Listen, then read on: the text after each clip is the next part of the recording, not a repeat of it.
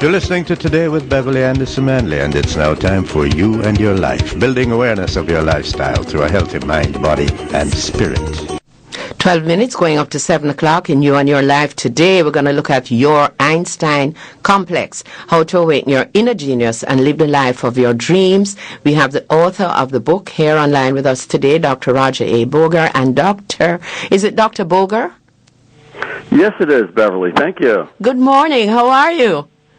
I'm fine, and it's indeed an honor to speak with you this morning. Thank you so much, and I can't wait to further awaken my Einstein complex. It's such a pleasure having you on. Tell us a little bit about yourself, Dr. Boger, your background. Are you a biologist? Yes, I was, and I practiced dentistry and oral surgery in Pennsylvania for 27 years, and then I retired at 55 and moved to Hilton Head Island, and at that juncture, Ms. Manley, I became bored, and so instead of retiring, I refired and dedicated my life to my life's purpose, which is to create environments for healthier human beings all over the planet. What do you think was critical in that, making that shift? I know you say you were bored, but did you have like a life-changing event, or?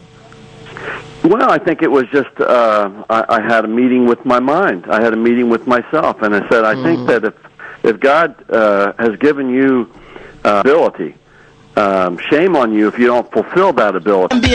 And so I recommitted to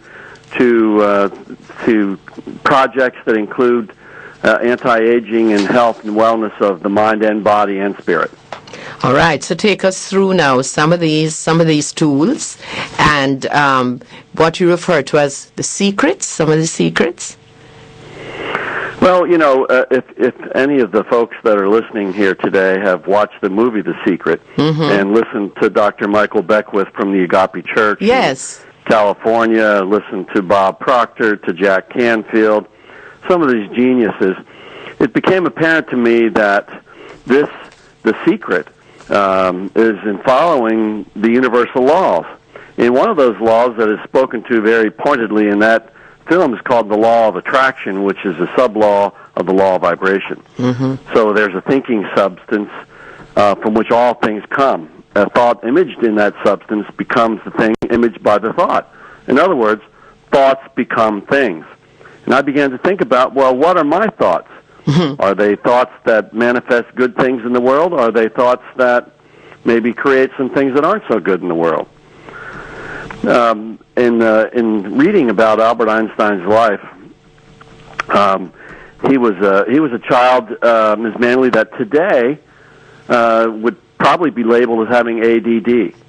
And one day, the story goes, which we talk about in the book, that he was disturbing the children next to him. His teacher, becoming frustrated, came over to him and said, "Now, Albert, what I want you to do," this was a math class, and mind you, he was only in the 3rd grade. "Albert, I want you to take all the numbers from 1 to 100 and add them all up. Now, the class is half over. You have only half the class, but you must be completed by the end of the class." Well, you know, the teacher went up to the front of the class, turned around, and little Albert's hand was up in the air. And she came back and she said, "Yes, Albert?" He said, 5,050, which, of course, is the right answer. She said, "How in the world did you get that?"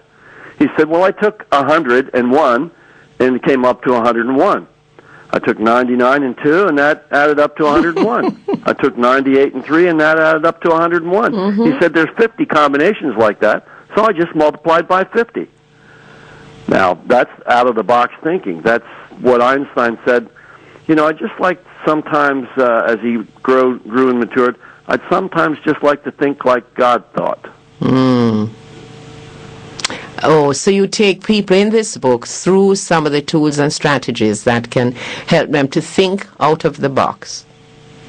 Yes, and, we also, if we're taking our children, and of course we all have an inner child, but as we're taking our children to some of our teachers, if we only understood what some of the teachers knew, if we understood how they teach children through developmental stages like Jean Piaget did, that children, just because they're at age 8, it doesn't necessarily mean that they can do all things that all 8-year-olds can do. It may take them till they're 9.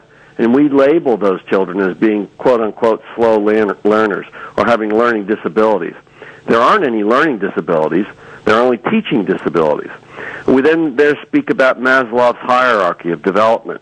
We speak about Lawrence Kohlberg's moral development, where children are taught moral dilemmas. Well, if we understood that teachers in their languaging understand this as parents and grandparents, we could then be more effective in helping to uncover the energy. Now, the class is half over. You have only half the class, but you must be completed by the end of the class.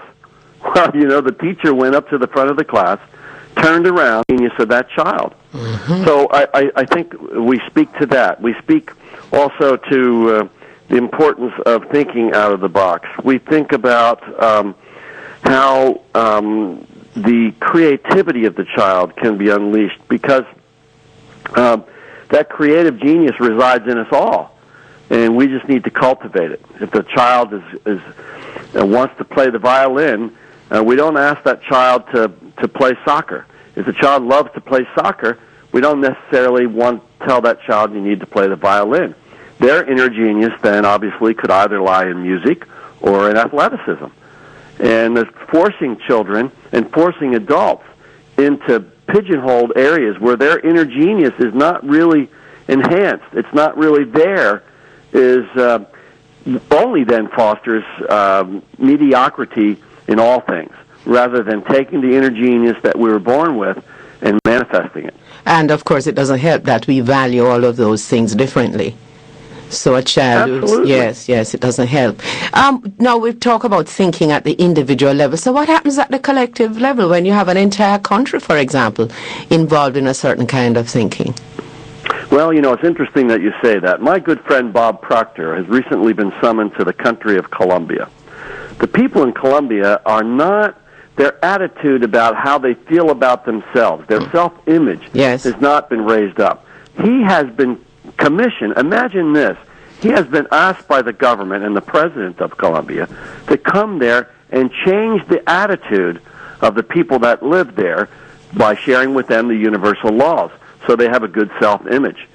Now, if Bob can do that to an entire country, imagine what we could do on an individual basis. Imagine what we could do if we got together down in Jamaica. Wow, this is where my head is. Yes, this is what I was visioning for Jamaica. Now, is your book available here, or is Amazon what? How do we? Well, it is available through my good friend Ted Emanuel, who is a naturopathic physician on the island. He's well known on this program, on this radio station as well, and in Jamaica and the Caribbean.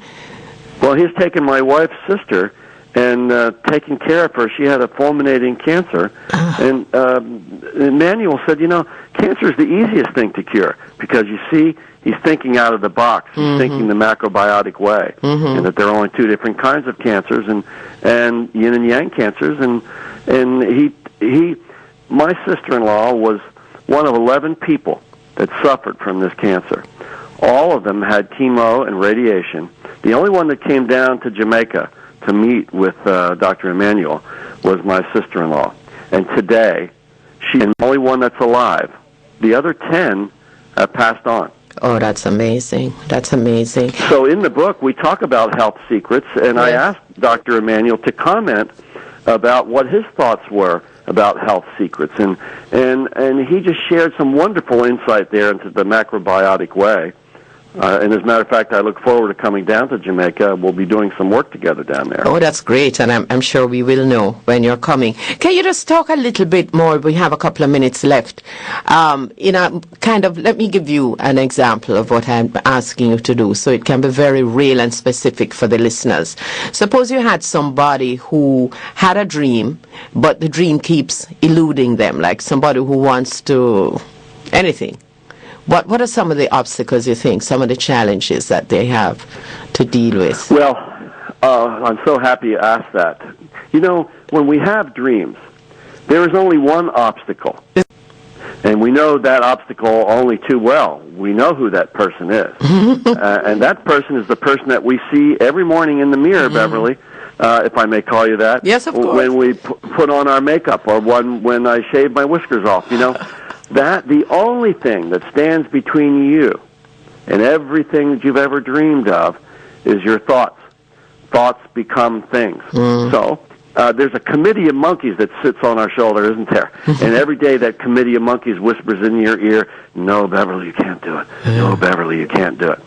It's the self-empowerment that comes as a result of study, as a result of introspection. And you know, I used to think this was all just a bunch of gobbledygook. But you know, it's true.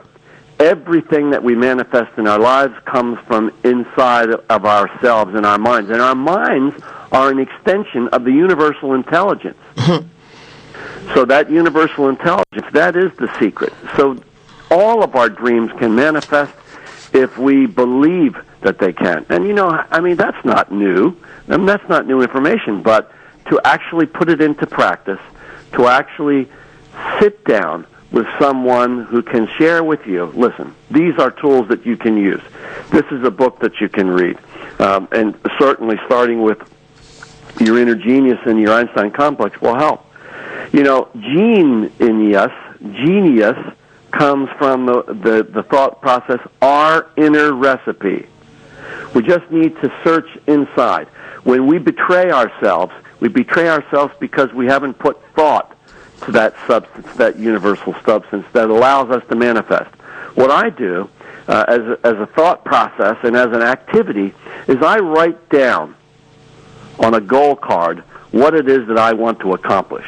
And I carry that goal card in my pocket every day. I also put next to it a little rock. It's called my gratitude rock. I touch and feel my gratitude rock, and I write down what it is that I want to accomplish, and I take that out and I look at it 10 times a day. I have it in my pocket right now, and it says, you know, these are the things that are going to happen and manifest in my life. And so that every time a thought comes into your mind that maybe betray you, I take out that card, I look at it, and I say, this is my goal card. This is me. This is who I am. And this is what I will become. And this is what I am becoming. Powerful. We have to go. But Dr. Roger Boger, what a pleasure. Thank you so much. Look forward to reading the book. It's my pleasure. I look forward to meeting you in person. And so do I. Thank you so much. Goodbye. Now have a wonderful day. You too. Thank you. This is Today. We're on Hot 102.